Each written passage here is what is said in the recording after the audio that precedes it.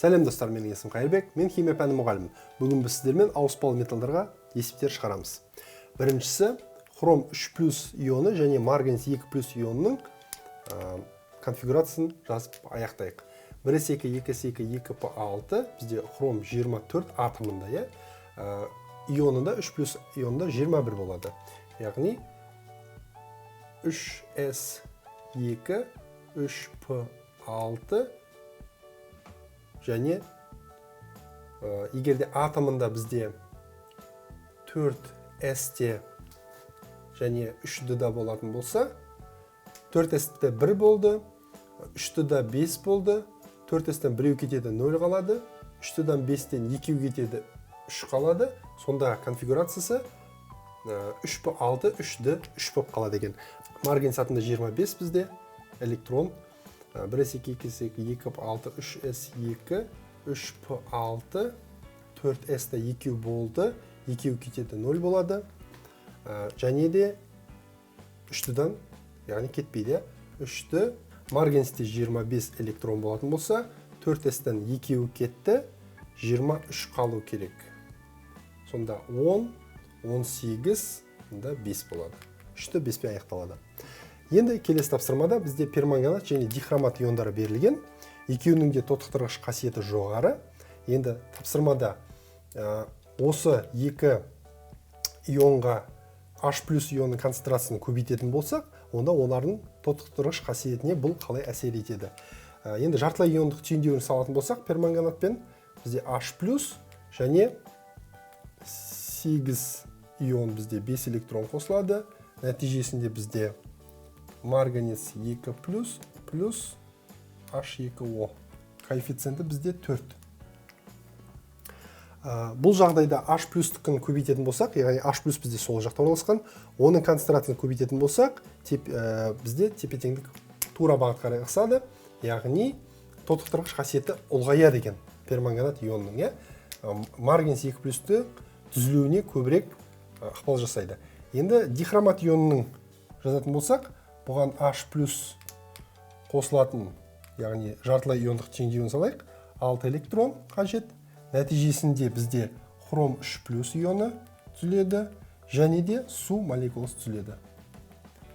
7 молекула су, 2 ион хром, 14 бізде H+. Яғни бұл жерде де H+-ті көбейткен сайын сол қарай ықсады, тотықтырғыш қасиеті ұлғаяды екен. Енді перманганаттың түсі қалайша осы жерде жоғары бірінші теңдеуде өзгереді. Перманганаттың түсі негізі күлгіннен марганец иондікі түссізге ауысады екен. Ал дихроматтікі сарғылт, яғни қызғылт сары,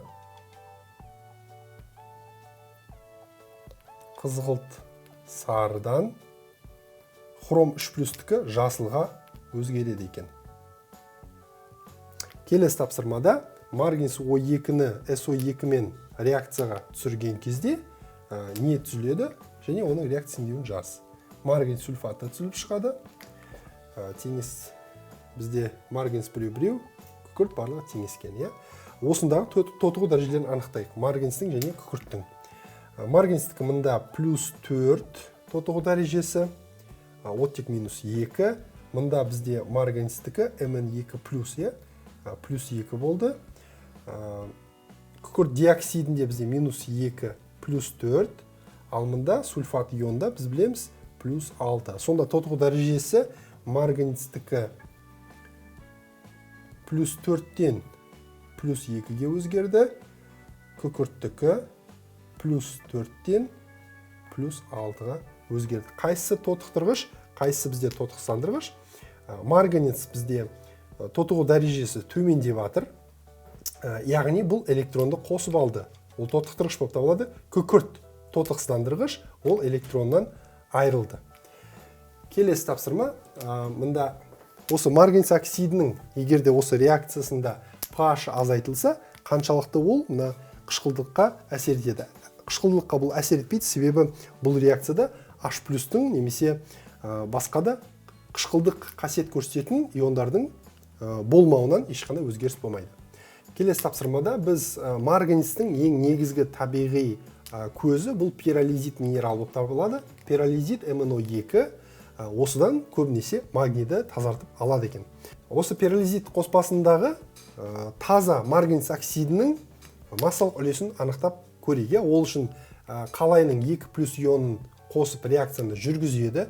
Нәтижесінде түзілген қалған қалайы 2+ ионын перманганатпен титрлеген кезде шыққан жұмсалған перманганаттың нәтижесіне сәйкес біз қалай 2+-ның зат мөлшерін анықтаймыз және марганец оксидінің пиролизиттегі зат мөлшерін және пайыздық қатынасын табады екенбіз. Мына реакцияны бірінші толық жазып шығатын болсақ, бұған H+, яғни қышқылдық ортада реакция жүреді екен. Марганец 2+ түзіледі, су молекуласы және SN2+, яғни қалайының 2+-ы тотығып SN4+-ке айналады. Осы жерде түзілген SN2+, яғни қалған SN2+ пен перманганатты титрлейді екен. Реакциясы көрсетілген. Енді бізде тапсырмада осы бір тәжірибеде бізде 0,1 грамм пиролизит, осы қосылыстың 2 көбейтілген 10-ның -3 моль, осы қалған қалайының 2+ ионын 2 молярлы, 0,02 молярлы моль дециметр куб перманганат ерітіндісімен өткізген кезде перманганаттан 18,1 сантиметр куб көлемі жұмсалған екен. Осы жерде бірінші қанша моль перманганат жұмсалғанын анықтайық. N перманганат ионікі тең болады. Ол үшін бізде С тең N бөлінген В болатын болса, концентрацияны көлемге көбейтеміз. 18-де 1 сантиметр куб дециметр кубке айналдырамыз. -3 көбейтілген бізде концентрация 0,02 моль дециметр куб. Нәтижесінде 3,62 10-ның -4 дәрежесі моль бізде перманганат ион жұмсалады. Енді қаншалықты осы перманганатқа қалайының 2+ ионы жұмсалғанын анықтайтын болсақ, әрбір 2 моль перманганатқа 5 моль қалай 2+ ионы жұмсалады екен. Сонда 2,5 есе көп жұмсалады. 3,62-ні 10-ның -4-ін көбейтемін 2,5-ға тең болады.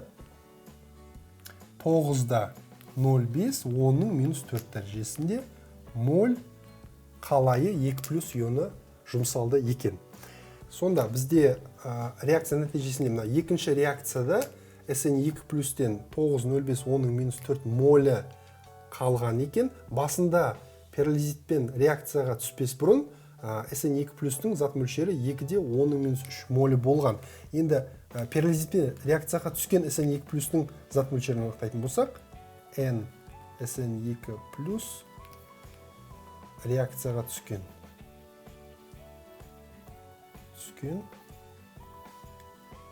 тең болады. Ол үшін бастапқы зат мөлшерінен 2,10 -3-нен азайтамыз 9,05 10-ның -4-ін. Осында бізде 1,095 10-ның -4 дәрежесінде моль SN2+ жұмсалған екен. Егер де осындай жұмсалатын болса, онда қаншалықты марганец O2 марганец оксиді жұмсалған, зат мөлшерлері бірдей, яғни N1 тең N2. Сонда N марганец оксидінікі тең болады, мына зат мөлшеріне тең болады. 95 10-ның -4-не. Енді бастапқыда ол 0,1 грамм болатын болса, оның массасын анықтаймыз. Яғни реакцияға түскен марганец оксидінің массасы, ол зат мөлшерімен малярлық массаны көбейтілсе. Малярлық массасы бізде 55-ке тең, марганец оксидінікі 55 көбейтілген мына зат мөлшері. 0,95 10-ның -4 тең болады 0,0952 грамм. Енді бастапқыда бізде 0,1 грамм болды, бұл 100%. Мынау граммы 0,0952 омега. Сонда бізде омега шығады 95 пайыз тазалық көрсетеді екен. Перилизиттің құрамындағы марганец оксидінің пайыздық көрсеткіші. Осымен бүгінгі есебіміз аяқталды. Сұрақтарыңыз болса, видеоның астына жазыңыздар. Мен міндетті түрде жауап беремін. Сау болыңыздар.